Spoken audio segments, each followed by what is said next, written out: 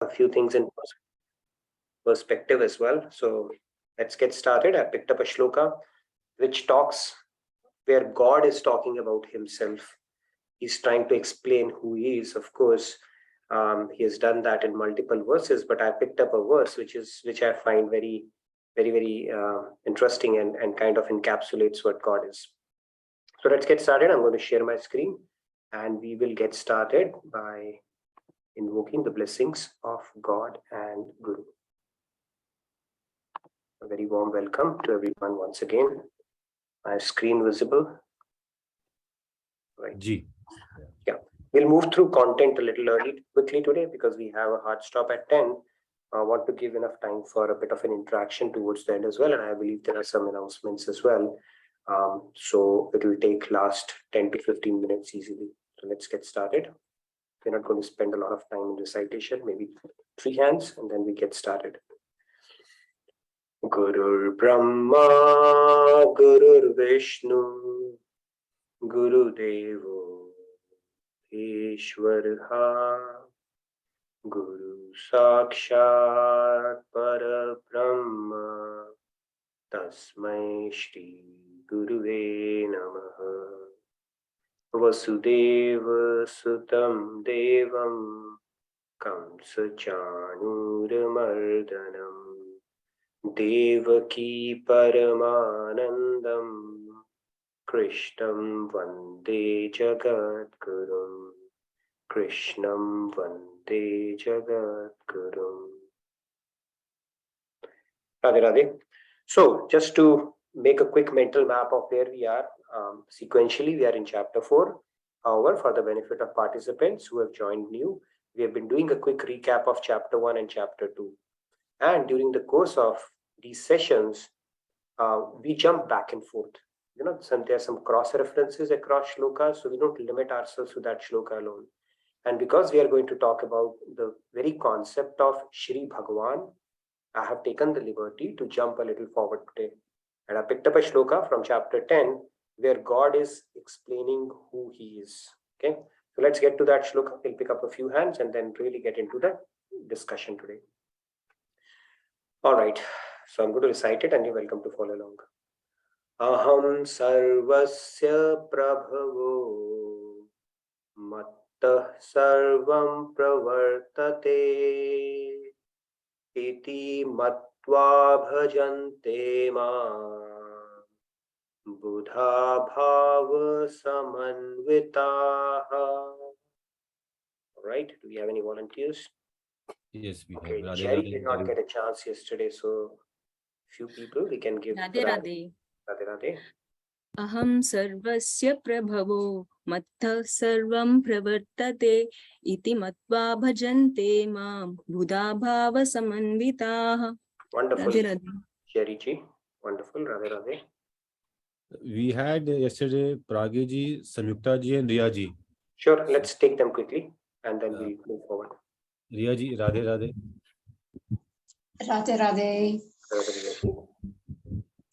Aham sarvasya prabhavo mattha sarvam pravartate iti matva bhajante mam buddha bhava samanvitaha.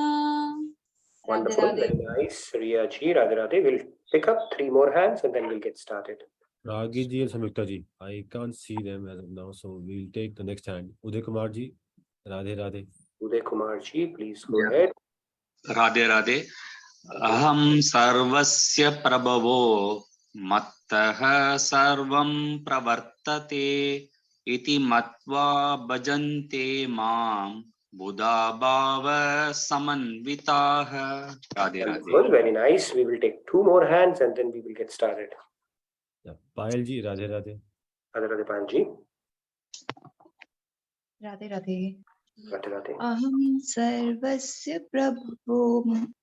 prabhavo mata sarva pravartate iti matva bhajante mam buddha bhava samanvitaha. Radhe Radhe. Very nice. 1 more and then we get started. Sumesh Kumar ji, Radhe Radhe. Radhe Radhe Nitin ji, Radhe Radhe Radha everyone. Sumesh, you got the Aham privilege.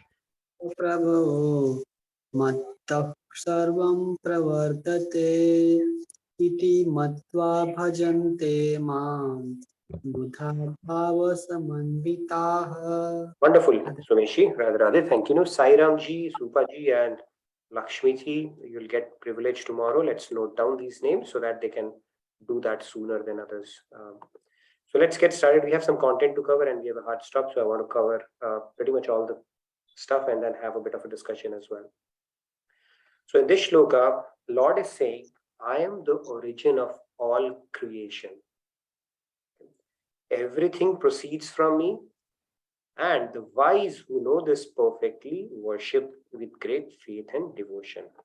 So the attention that we need to pay in this particular shloka is God is claiming, or not claiming, he's declaring to be the origin of the all creation that we see around. Everything proceeds from me, and pretty much everything as you see around is permeated by God. Now, God, let's move on. So let's first look at this definition of God itself, right? People say, why do I need to believe in God? That is a fair question because we have not seen God. So we'll quickly go through this concept and then move on to talk about God himself. So here's a question. How many of you have seen Bulgaria? You can raise your hand. Has anybody? Nobody has apparently. Okay. Nobody likes to travel here. Okay, that's perfectly okay. If you haven't seen Bulgaria, then my next follow-up question is, do you believe Bulgaria exists? Who all believe? You can raise your hand. Quite a few people, they believe. You all believe in why? Yeah. But you don't believe? Okay. All right, you're playing You safe. all- Okay. All right, few people believe Bulgaria exists. How can you verify the existence of Bulgaria? There's a way to do that as well. So, if we have to verify the existence of Bulgaria, you need to apply for a passport if you don't have one. Then you need to get a visa stamped like you do, even if you have to come to US. Then you have to get the tickets. Of course, that is needed. Then you have to board a flight as well. If you don't board a flight, nothing will happen.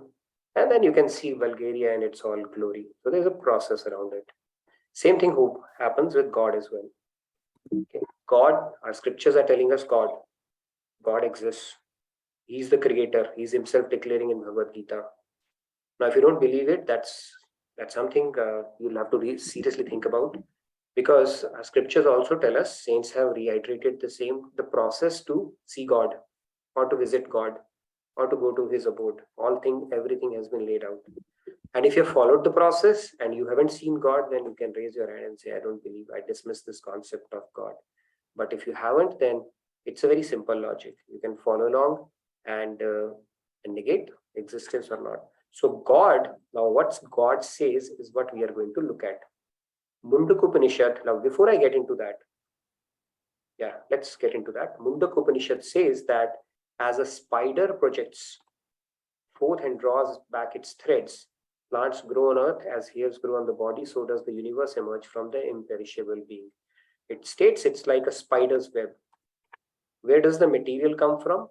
When spider creates a web, from its own body. And where does the material go back? When the web is no longer needed, back into its own body. So all the materials that we use to create stuff, cars, houses, spacecrafts, aeroplanes, even the food that we eat, we do plus and minus with what we already have. Where did that material come? That is who God is. Okay, it all comes from God and again goes back into God. That is how God has been described. So this whole tattvas that we have, panchabhutas, sky, starting with ether, sky, air, water, fire, and then the soil, all that comes from God. And where does he get the material from? Him? He just creates it by himself. He doesn't do any plus and minus like we do. Right? Humans say we have created life, but they've not really created life. They're again doing plus and minus with what already exists. Same thing happens with even with the materials that we create here as well. So it says God only visualizes the creation, it alone is the material, so is the cosmic architect. God is the cosmic architect. With every breath of Vishnu, infinite universes they manifest. And whenever, with every breath inside, all the universes they annihilate, get back to his Mahodar, which is in his stomach. That is how long one breath of Vishnu is, breathtaking breath, so to say. So just imagine if Vishnu starts doing Anulom Vilom, what will happen? Just by breathing and lying down, this whole creation is manifesting all by itself. So this is the introduction of God in our scriptures. Now people believe that God, definition of God is, the most interesting definition of God that I have come across is, I met a person, he said, God stands for gives on demand. Okay, it's like a cosmic bellboy. Okay, you go there and say, give me this, and he's obliged to give you that, and then you say, give me that, and he'll do that. That's not the case. Of course, he gives that as a father, but there are laws. He's not whimsical, okay, in giving things to us. So let's proceed further. Now, in all the shlokas, if we have looked at it, we looked at the split of shlokas. Dhritarashtra has 1 shloks and majority belongs to Lord Krishna, and then about 17% belong to Arjun. They have been referred as Arjun Uvach, Sanjay Uvach, Dhritarashtra Uvach, right?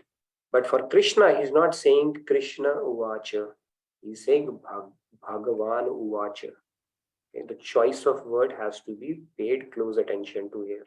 He's saying Bhagwan Uvacha. Let's move on. Who is Bhagwan now? Now, Bhagwan is referred to as Asama Urdhava.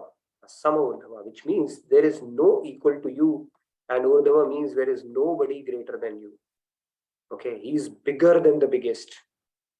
Okay, wherever this creation ends, what remains after that is God. Before that, God. So he's bigger than the biggest. If you look at the expanse of this universe, we can't even imagine that. We can't fathom.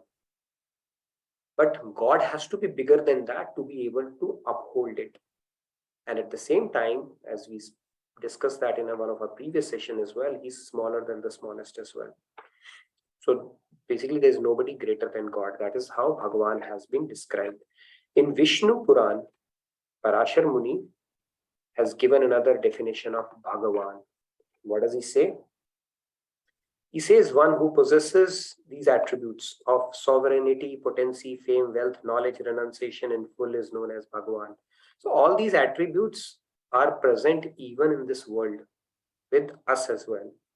But the difference between God and us is that these attributes are given to us in small bits, small fragments to somebody, and that too temporarily. That doesn't last. But with God, these are present in infinite extent, to the fullest possible extent and permanently at all the times. So that is the definition of God that has been given as well. Now, God, if you look at it, right, I spoke about the definition. We use this word in so many contexts, right? As you would have seen for the promo video that we had created. Oh God, my God, by God, why God? We use that name in a lot of ways. So when I came here to US for the first time, one of the things that I would hear from everybody is holy cow. Right? So when I heard it for the first time, I was like, okay, here also the cow is considered holy, but then it is more of a phrase that is being used, right? It doesn't take, too long for that cow to be devoured and your stomach made the graveyard for it. That's a different thing, but that is just a phrase that is used. Similarly, one of the phrases which caught me by surprise was, how's it going? And when I came here, so somebody asked me, how's it going? And I was like, I had a very rough journey and this happened and that happened. And that person had already walked away. Then I realized, okay, it is something that is just said, it's a figure of speech, not necessarily somebody is genuinely trying to understand what's happening in your life. So similarly, when we talk about God in so many contexts, it's very difficult to fathom basically God, right? And not many people have invested time to understand who's God. We are trying to do that as well. And it is one of those things which is anirvachaniya. You can't bind it in words. If somebody can explain who is God, which is not possible, and somebody who understands God cannot explain it in words. So that is how deep that definition of God is. But we'll give it our attempt, we'll give it a shot as best as we possibly can, taking help from scriptures and with our material intellect as best as we can grasp. Okay, so let's continue. Who is Bhagwan? Now, Bhagwan, Paramatma, Brahman, they are all synonymous words. Okay? They are referring to the same personality. We have spoken about this concept. Just to give an analogy, to reiterate this concept. As you see, we have water, then we have vapor, and we have ice. Technically, all three are H2O, but at the same time, their properties are different. Right? Similarly, Bhagwan, Paramatma and Brahman, they are aspects of the same Supreme Personality. Still, there is a difference in the sense that certain attributes are hidden in the personality, one of these personalities or other one, and certain are manifested in full glory. So, like we said in this particular shloka, when Shri Uvacha is used, it's not Shri Paramatma Uvacha or Shri Brahman Uvacha. It is Shri Bhagavan Uvacha. Okay, so what is Bhagwan? Bhagwan is the Sagun Sakar. Sagun Sakar means the one with attributes and one with a form, which manifests in front of you. Lord Krishna is actually standing in front of Arjun when this dialogue is unfolding. He is not talking through a Akashvani. Some voice is coming from formless Brahman in the sky, and that is what Arjun is listening to. No, he was actually present in front of him in his full glory, and he also showed him his cosmic form. So Bhagavan form is when this formless Brahman or Paramatma actually descends in form of an avatar and shows you his full glory. He can take on a form and display his Leela's pastimes and reveal his nature. That aspect of God is called Bhagavan. The formless aspect that we see all around, which Gyanis worship, the light aspect is called Brahman. And the yogis, when they sit in Samadhi, they're doing the union of soul with super soul. That super soul is Kshirodaksha Vishnu that we're going to look at, is the Paramatma aspect of God. So everything is God around you. Every atom is permeated by God. But when he decides to take on a personal form, simultaneously administering the universe, doesn't mean that he has become any less at that point. He is still present all around, but at the same time, he can take on a form. That is why it's God. That aspect is called Bhagavan. Let's move on. Who is God, Bhagavan? Continuing with that. Now let's look at some of the things that attract us in this world, which captivate our imagination. Beauty. If somebody is beautiful, it immediately catches our attention. And if Swarg Devatas come here or Apsaras come here, people will be flat. Okay, that is how beautiful, attractive their bodies are. Okay, so there is a natural propensity humans have, we all have, to get attracted towards beauty. Having said that, how many of us remember who was Miss Universe in 1994 or 1996? I remember it because I was growing up those days, but people forget, right? Because it's not something which is endowed permanently. People age, and beauty is something which is transient. It is not something which is permanent with anybody, and it is given to people to a finite extent, little extent. Somebody might have a good nose, somebody good eyes, and somebody, not everybody will have that perfect beauty. God, that is how God has designed this whole thing. So beauty is one thing that we all get attracted towards. What else do we get attracted towards? So we call the beautiful person as Saundaryavan. Right? Then knowledge. If somebody is knowledgeable, you say, wow, how did this person have so much of knowledge? It captivates. We really get impressed by that person. So even people in this world, they carry knowledge to some extent here and there. You have Nobel laureates, you have people who have done research in a particular field, you have big professors, right? So they also have knowledge, but is it perfect knowledge? Do they know about all the subjects in this world? Of course not. It's not possible.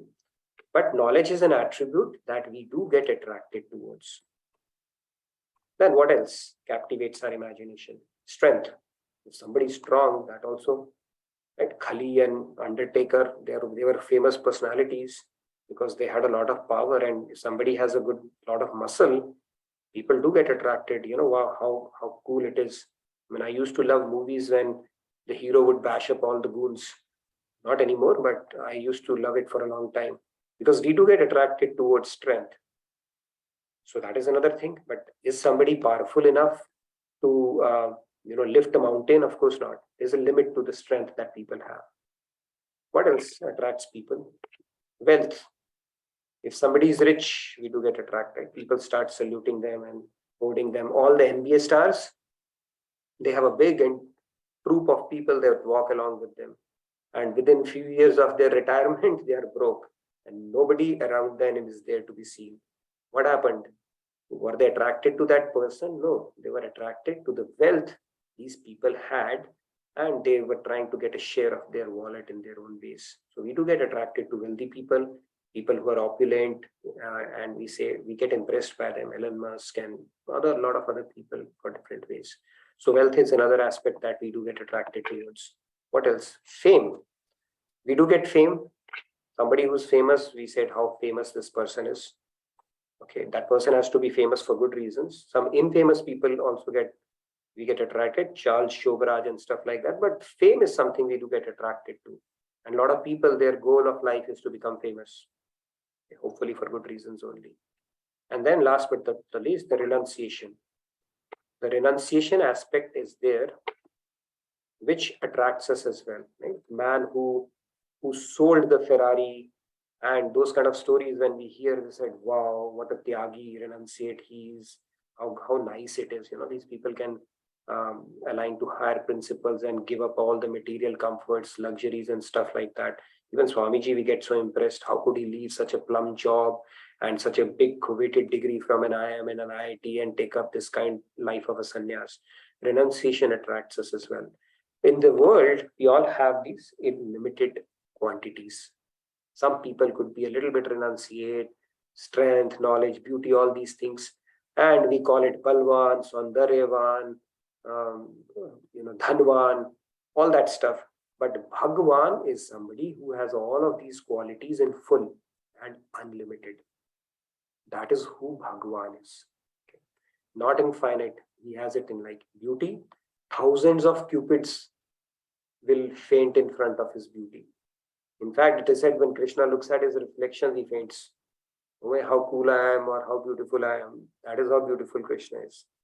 Knowledge, he's given Bhagavad Gita, the entire Vedas have emanated from him. Strength, just by his, little finger pinky, he could lift Govardhan hill. So you can imagine the power that he has. Wealth, Kubers are at his footsteps basically. Fame, no matter which country you go, Krishna, people would know that. Even in Kali Yuga, where you would least expect it, go to Mongolia, there also you will find a Vishnu temple. Renunciation, of course, he's a renunciate. In Ram Avatar, he showed that. And even when he closed his pastime, he was least bothered about, his kids. And he said, I'm going to close my pastime, and these kids are good for nothing. They are all going to go, and this whole city is going to submerge. Nothing. And we like to leave a legacy behind. People will remember me, so and so's grandfather. God was like, no, whatsoever. Big renunciate. So all these qualities are in full to infinite extent. That is who God is. But then the other aspect of God is that he doesn't keep it just to himself. He's also called Vrihatvat. Vrihatvat. That means one who is infinitely big. Infinitely big. The other aspect of God, which is more beneficial for us, is infinitely big is fine. We say, all right, so what purpose is served for us if God is like that? And that is where the other aspect of God is Brihanatvat, which is one who makes others big. So the law of infinite potential, when we talk about, that is dictated by this aspect of God, where he can make us as big as he is. Okay, and that is his promise. Of course, we have to follow, align to the principles that he says, and then we have the potential to become like him. and he is willing to give it to us. So that mindset of what do you call that? Humans have a mindset of limited pie. God doesn't have that. He's happy to make all of us like him only, and willing to share everything that he has, because he has everything to infinite extent. We saw all the 5 or 6 things that attract us to people around in this world. God has it to infinite extent, and he said, I am willing to give it all to you. You just meet the criteria, eligibility criteria for it. And what is that criteria? That he's saying, just work on yourself, improve yourself. He's not saying give me something. He says work on yourself. And he's giving us tool that the best, surest, fastest, smartest way on working on yourself is by attaching your mind to me. So he's giving us tool as well around that. And then he's willing to make us big like he is. So these 2 qualities are there of God as well. So this is the Bhagwan aspect of God. Okay, just to recap, this is the Bhagwan, Shri Bhagavan Uvacha, right? He's not Paramatma Uvacha, and nor is it the Brahman Uvacha. And this is the actual definition of God, if we have to really understand. So if you get attracted to somebody, just bring this knowledge to your head. It is but a spark of his splendor, just a spark of his splendor that is manifesting or shining through that person. That is the right way of looking at it. And even when you are praised or called out for somebody, something that people think is working for you, the real way of acknowledging that is to say that, okay, God's splendor is shining through you. So express that gratitude. And that is who God is. So anything that attracts you is coming from God.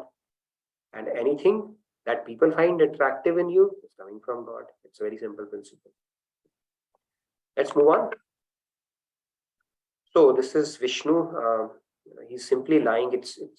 If Vishnu was not sleeping, I don't know if this world would have unfolded or not, but he keeps on lying down and dreaming, breathing, and this world keeps on manifesting, and manifesting as well.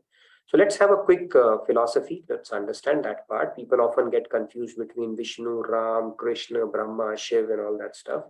Let's understand. Our scriptures tell us that there is one called Param Purush, which is Krishna. Krishna itself means all attractive, the name. Okay? He's a Param Purush. He's called a Param Purush in our scriptures. Then his planetary expansion is called Karno Dakshai Vishnu, which is also called Mahavishnu. And he's the president of this material universe. He's also called, after Param Purush comes Pratham Purush. The story doesn't end here. Then comes the Garbho Dakshai Vishnu, which is the creator. He's also called Dvitiya Purush. Through him comes Brahma, through his navel. He's the secondary creator. And then the Tritiya Purush is called Kshiro Dakshai Vishnu, which is the Paramatma aspect, the one who maintains the big data of the karmic stuff that we do basically. He's the one who logs all the karma, and he's the maintainer here as well. So this is how it goes. Now, this is for Brahmaji, I said. Now you may think, okay, we've got a Brahma, Vishnu and Mahesh for every universe, right? Now the reality is that this is just for one Brahman. The material creation has infinite such universes. Infinite Brahma, infinite Vishnu, infinite Shankar. Each universe has its own. And Brahmaji was given this by Lord Krishna in Krishna Leela. If you see that, there's a story where Brahmaji goes and says, tell Krishna that Brahmaji has come. So Krishna tells his Dwarpal, go ask him which Brahma. So Brahmaji thought, which Brahma? What kind of a question it is? I am Brahma. Even he didn't know that, when he called upon all the Brahmas, Brahmaji saw that he was the Brahma with least number of heads. So he had a head complex, he just had 4 heads. Somebody had 10 heads, somebody had 20, somebody 50, 100, 1,000, million, trillion, infinite. So many Brahmas are there. So if our universe is so big, where we don't even have a clue about our solar system, forget about our Milky Way, and forget about the remaining stars and things that we see in the sky, right? It is said God has not created it just for the decoration. There are actually places in this entire universe. So we have no idea about our universe alone. But similar to that, there are so many other multiverse. It's like a multiverse. Universe itself becomes the wrong term in that case, right? So many other universes. And this universe is the smallest universe because our Brahmaji is the one with 4 heads. The Brahmaji, which would have 100,000 heads, just imagine. So you can imagine if that is vast, this creation is. And then further on, our scriptures go on to say this whole creation of Brahma, Vishnu, and Mahesh is only 1/4 of creation. 3/4 is spiritual abodes, which we have no clue about as yet. And then God, He's bigger than the biggest. He's even bigger than that creation. Just imagine who's God here. So it is overwhelming, I know that. So that is why God has simplified this process for us. When He showed His cosmic form to Arjuna, even he freaked out. He said, I can't handle it. So then Lord, and He said, can you please come back to your 2-armed form? And then He came back. So it's better to look at God as somebody whom you can connect to, as opposed to thinking about His grandness, right? Then we really can't build a connect. And that is where God has simplified it for us. We'll talk about that concept. He said, accept me as your friend, or as your servant, or as a king, or as your beloved, or as your daughter, son. There are so many relationships that you can build with Him. He simplified it for us. But for the sake of today's discussion, let's understand how grand God is. When we use this word, not that we should freak out not using this word, but let's understand God.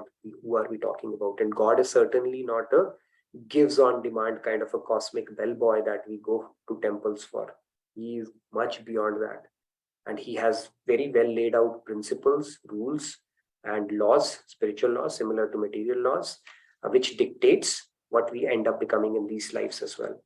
Right? So that relationship, we will talk more in detail. What are the possibilities of relationship with God? What kind of relationship we are currently having with God? And what should be our aspired state in order for us to progress in spirituality faster? Now, in this universe, modern scientists say, just to give you context, there are 100 billion stars, right, in this Milky Way, and over 1 billion galaxies in the universe. And you can just look at it, how expansive it is. And they manifest from the body of Mahavishnu. And Mahavishnu is what? The planetary expansion of Pratham Purush, Param Purush. He's the Pratham Purush, right? And just to give you some overwhelming stuff here, each universe we saw have their own Brahma, Vishnu, and Mahesh. And this is if we have to understand our existence in the cosmic sense, this is where we are somewhere. We are just a spot within our Milky Way. This is not even the entire universe. And within that dot, we have another dot Earth. And within that dot Earth, we have another dot our country. And within that dot, we have another dot, the city that we are in. Within that dot, we have another dot of our town we are in. And you can just imagine in grand scheme of things what our existence is. So if the entire Milky Way is wiped off from our universe, it will not even give an accounting error. That is how vast the universe is, and God maintains all of it. Okay, thanks for the opportunity already. All right, so any questions? I wanted to wrap it up a little early because we have some presentation and some announcements as well, and book club starting at 10. So any questions so far on what we have discussed on the concept of God itself? Yeah, we had few hands raised and we have few comments in the chat box also. Sure. Yesterday, Sandhya, we had somebody, we could not take that question. Sairamji was there. Yeah, Sairamji, can you please raise your hand? Yes, Sairamji. Sairamji. I can't see him so far. Okay, I can see a few more hands. Okay, before that, I wanted to do, because we have, I think, peak attendance right now, launching a poll. I wanted to do a quick poll. Do we know which poll? Amritavaniji, morning yoga first. Have we created a poll, Amritavaniji, or not? I guess you had the poll. You had done one. Radhe, yes, we have created the poll. Nitinji. Can you launch the ready. poll Yes, for just DWFBG? give Okay, me. I'm going Yes, to launch. can you? So, Oh, okay. yeah, let me see that. I think you did create the last one. I would like you to take out some time and give us a response. I would really like to understand,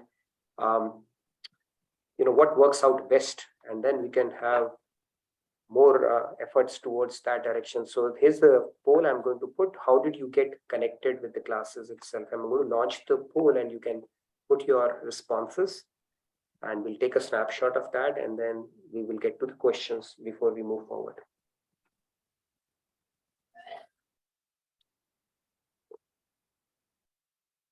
I have kind of a sense, but it'll be interesting to see the data to understand it better. So, and I encourage all of you to submit it. It will be nice actually to look at the data.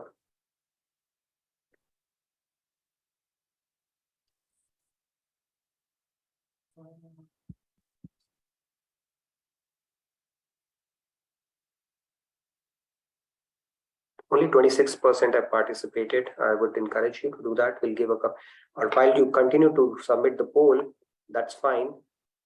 Let's take a bit of a discussion because we see a few hands. So let's take a few hands while everybody continues to submit the poll.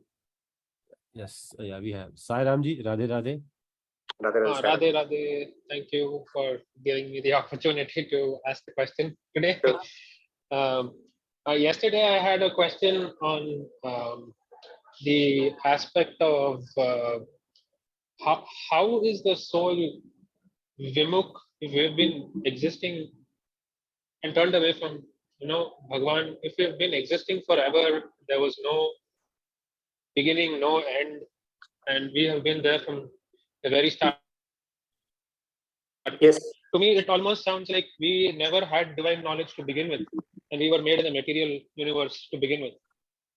Yeah, I think actually Chaitanya Mahaprabhu in his Chaitanya Charitamrita says that we have been vimukh since time eternity. It's just like somebody gets you out of the house, or the moment you go there without bothering about where I came from, or what is my origin, or you say, okay, where is the party, and start enjoying the party immediately.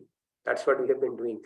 So our senses are outwardly directed, and God has probably done that to thicken the plot, to see how many of us actually are intelligent enough or seek to see where am I come from, or what is the purpose of my life, and possibly around that. But yes, this question has bothered me for a long time.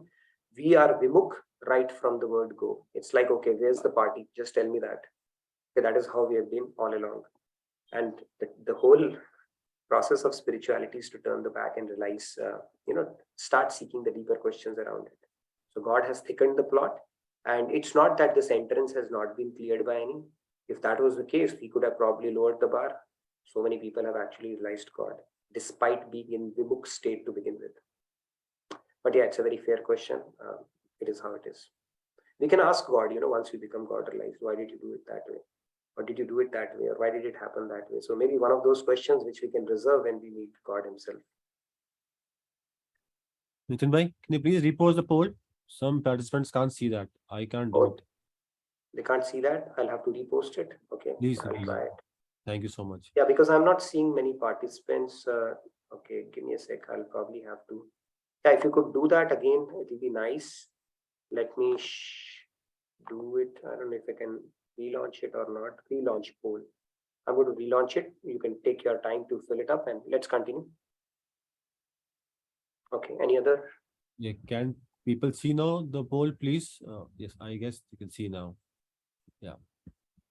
We have Neil Thakkar ji, I guess, the new participant. Yes, Neil ji, please go ahead. Neil ji, Radhe Radhe. Yeah. Radhe Radhe. I have two questions. I kind of know the answer to the first one, but I'll still ask. The first question is, when you said that it's Bhagwan who created everything, right? God is the one who is the creator of everything, good thing, bad thing, all the thoughts, all the materialistic aspects, all kind of aspects that those are out there. So my question is, it is fair that God has created certain good things, but why would God purposefully create bad things in the world? That is the first question. I kind of know the answer, but I would still like to get your perspective. But the second question I have is, when you see someone who is in your closer circle, who is on the bad path or doing the good bad things, should you stop them? Should you confront them? How should one react in our day-to-day world? Yeah, I think it's a much more deeper question. The first part of it, I think, if you're not part of SMX, please join that. Swamiji usually takes these kind of questions in SMX, and a lot of people ask that. So what I've understood is around this question is, see, it's like this. Is it dark or is it absence of light? How would you look at it? Now, it is the same argument. There's a logical fallacy in this. It's like this. If you see somebody with a long beard, right, and then you see 2 more and 3 more, 5 more people, they are carrying long beards, and what you deduce or conclude looking at them is that there are no barbers in this world. So God has not created bad. It's the absence of God which results in that consciousness, which is leading us to do those things. So it's the absence of light which creates dark, and it's the absence of God consciousness which leads people to do karmas which are sinful. This is how it goes. Yes, when it comes to seeing wrong, even God is telling Arjun, right, for the larger good of society, you have to pick up the sword and do that. So if you are actually situated in that position where you can make an influence, sure, you should actually follow the call of your duty. Now, duty also falls into 2 categories. Is it your bodily duty or is it your duty for the soul? People who start aligning to the duty of the soul, bodily duties are no longer applicable to them. Like it's paradharma and aparadharma. However, for as long as we are not there, and if you can do something about it, of course, you have to, stand up for that. Like people did that. Mahatma Gandhi did it in his own way. People have done it from time to time. So yes, God is not saying that you become dumb and don't perform your duty, because performing your duty is the bare minimum you have to do as a hygiene criteria of justifying your existence.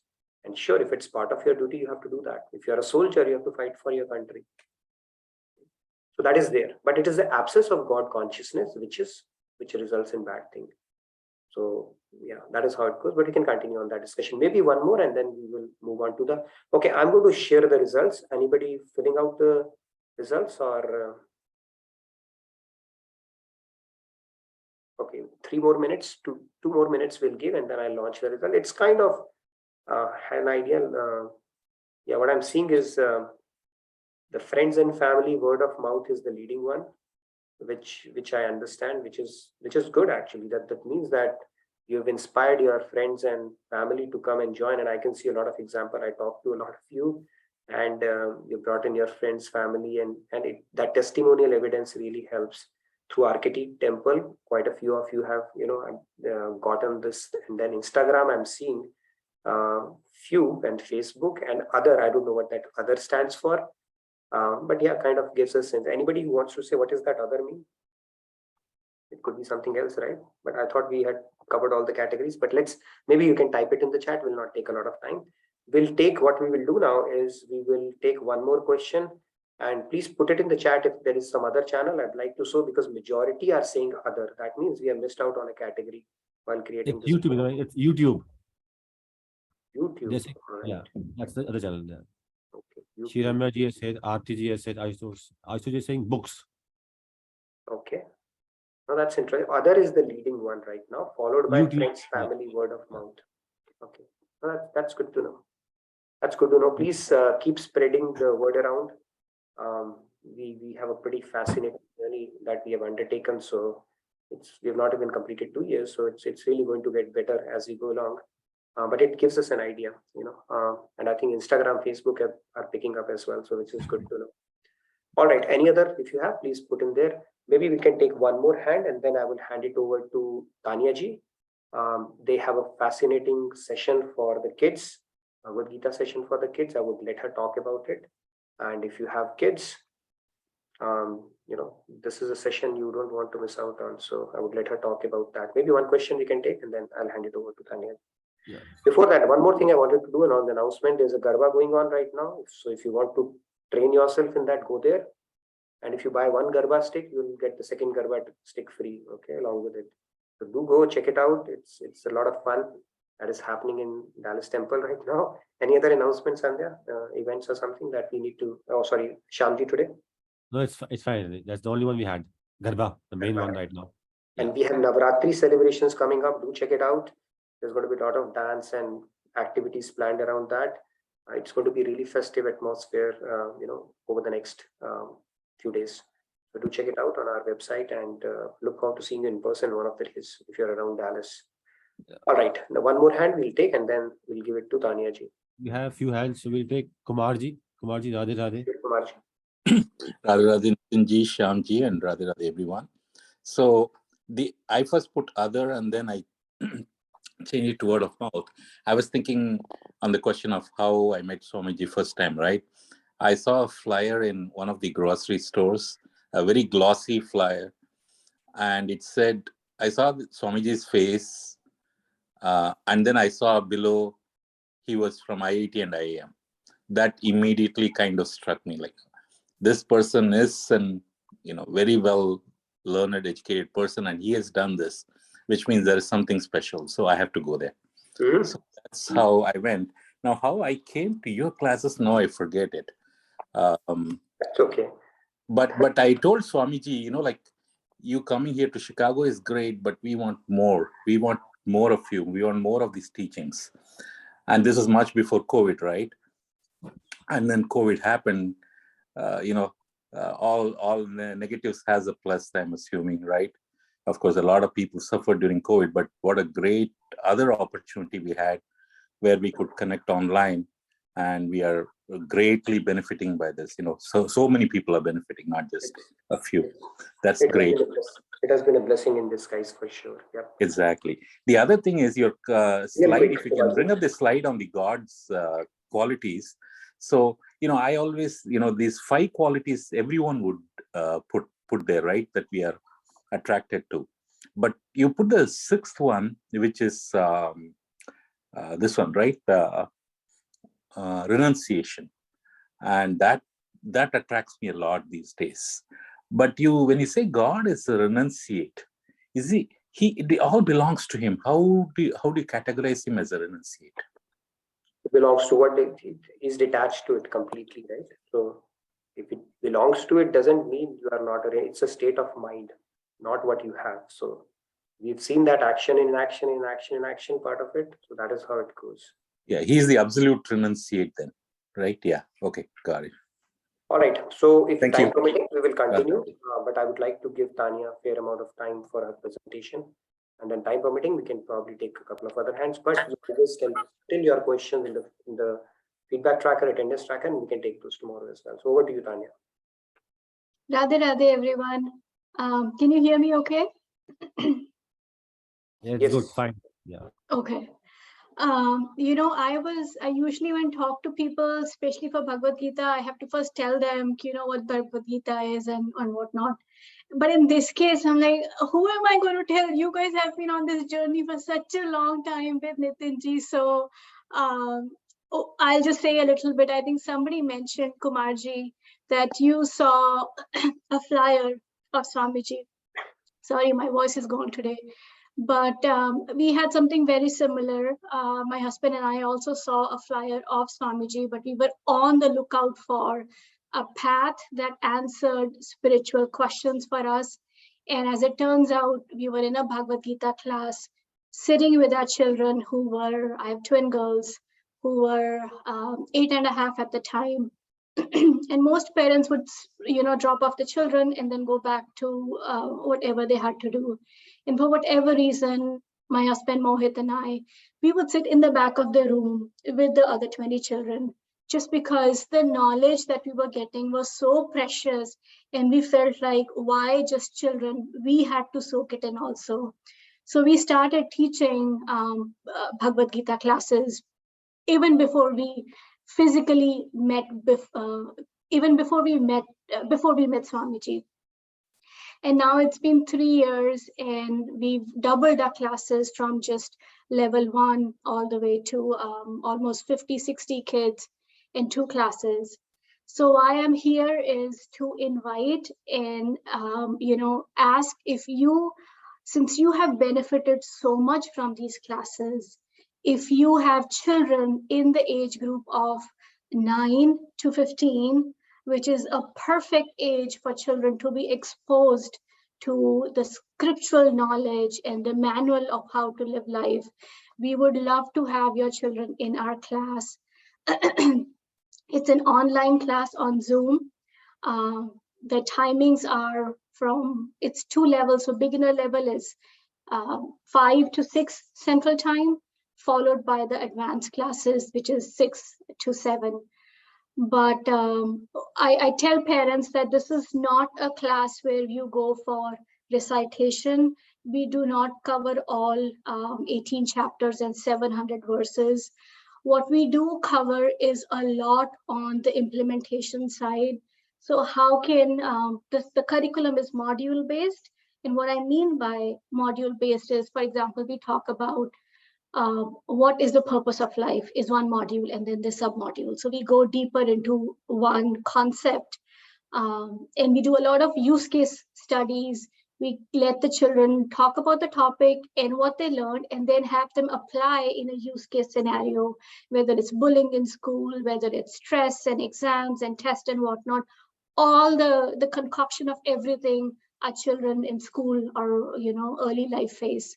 So I won't take more of your time. I know there's another class coming, but Mohit and I, we are very passionate about teaching. We get a lot of joy just seeing our little girls learn from Bhagavad Gita.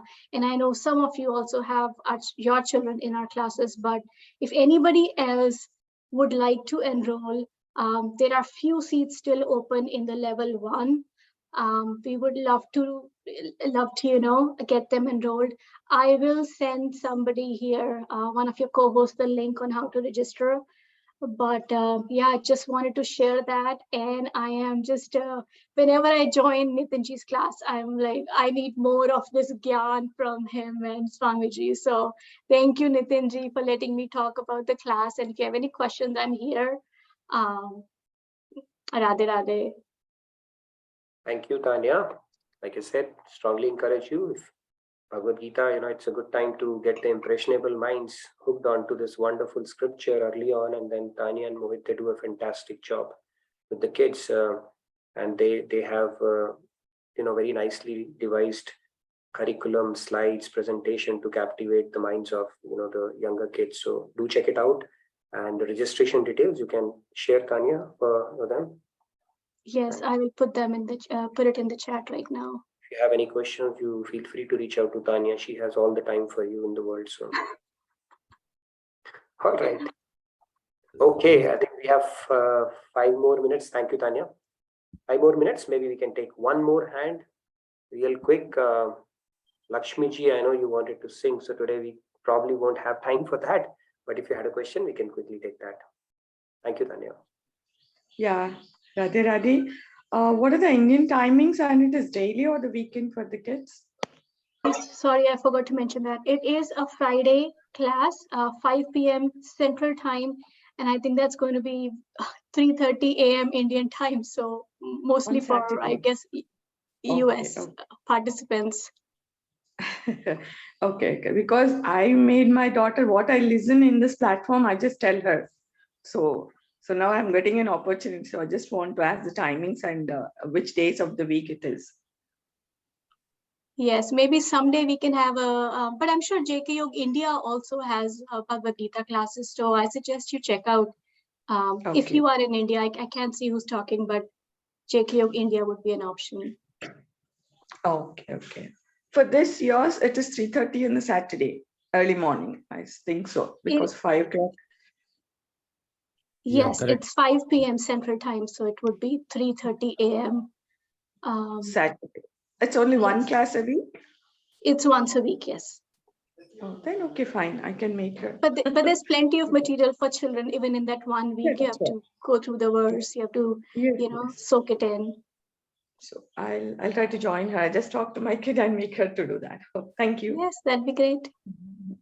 Thank you. Okay, anybody else had any question for Tanya or otherwise?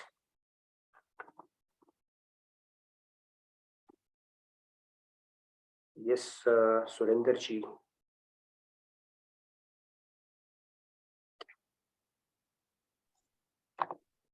Radhe Radhe Prabhu. Radhe.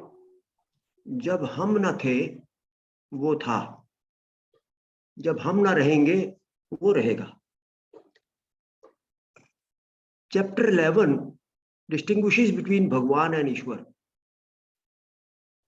Bhagwan is the incarnation who is showing Arjuna who is Ishwar. In chapter 11, I can understand. That I thought that there is a difference between Bhagwan vis-a-vis Ishwar. I thought Nitinji is always doing the whole thing. Thank you very much. Yeah, we'll Want to touch upon this. Yeah, we'll speak about this concept more, Surendraji. Let's just say Bhagwan is the aspect of God where he manifests his full glory. Now, whether it's Ishwar, Paramatma, Brahman, any other name you want to call, Bhagwan is the one, he manifests his full glory. In other aspects, he hides some of them. But that's a simple understanding part of it. Some people say he comes and goes, but Ishwar remains. He comes, he doesn't go anywhere. He closes his pastime. But in that particular aspect, he manifests his full glory and gives us a basis to build a connect with him. In other aspects, he doesn't. Doesn't mean when he comes in that aspect, he becomes any less than Ishwar. Or Ishwar is any greater than Bhagwan. Nothing of that sort. It's all the same. He's hiding the other things. And for the sake of our devotion, the Bhagwan aspect is the most beneficial because that's how he's actually revealing his true nature. Otherwise, like what will you do with a God whom you can't see, interact with, touch, feel things, right? What's the point? That is why he takes on an avatar. Under the sway of love of devotees, he comes and takes an avatar, assumes a form. Okay, I think it's time already. So you can stay back for the book club session and I look forward to seeing you tomorrow. We will continue with our discussion. We'll talk about senses, whether they are truly senses or non-senses. We'll talk about that concept because it's a very important shloka on chapter 2 and we will continue with our journey, recap journey, and I look forward to seeing you tomorrow. Radhe Radhe, have a wonderful day. We had a question in chat box. 1 second, please hang on. Sure. Riti ji is saying, Tanya ji, is there a way to connect with you? How to connect? I say the same link we can connect with Tanya ji. Is that so? How to connect with Tanya ji? And one more thing. Yeah, sorry. Please go ahead, Tanya ji. No, go ahead, Shyamji. And Jerry Samji is asking, is this also we can join? Is it also for adults? Only for kids? It's only for kids. Okay. So Jerry It's for is only for kids. kids. Yeah. It's for kids age-wise 9 to 15. Okay. Thank you so much. And how they can connect with you? The one. Yeah. How do you recommend, Nitinji? Should I Nitinji, are you there? Okay. You forced me to take an avatar again. So what you can do is you can put a message in CIC. I think Tanya is there as well. That might be the easiest way. Yes, that works. See, I knew Nitinji has an answer for everything. Okay. That was the question I least expected though to answer today. But yeah, nevertheless, thank you everybody and you can stay back for the book club and I look forward to seeing you tomorrow. Good night and have a good day. Yeah, thank you. Radhe Radhe. Over to you, Sunil Bhai, Ajay Bhai. Radhe Radhe. Shyamji, thank you, Nitinji, and thank you, Tanya ji. As always, wonderful. So let's stop this recording. And if you can make me the host, that would be great. And then